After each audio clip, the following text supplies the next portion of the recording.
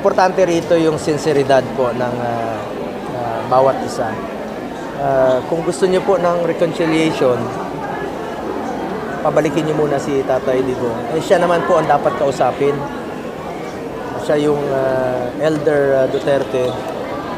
At siya po yung nagserbisyo sa ating mga kababayan noong nakaraang 6 na taon. Ginawa niya po ang lahat ng sakripisyo. Ngunit pinadala po siya dun sa Hague. Kaya po, patuloy po akong nananawagan, nakikiusap, at ipagdasal po natin ang kanyang kalusugan, ang kanyang kaligtasan ni Tatay Digong at ang kanyang kalayaan. Importante rito sa pag-uusap na yan, kung sakali man merong pag-uusap. I cannot speak in behalf sa pamilya, no? But kung meron man po, bilang may personal position or my personal thought on this.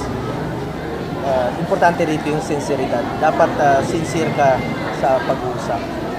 At unang hakbang dyan ay pauwiin si Tatay Digong. Kung kaya nyo pong ipadala sa loob ng 14 na oras si Tatay Digong, alam kong kaya nyo rin pong ipabalik rito sa lalong mabilis na panahon. Siya po ang dapat kausapin. Paano nyo kakausapin kung wala siya rito?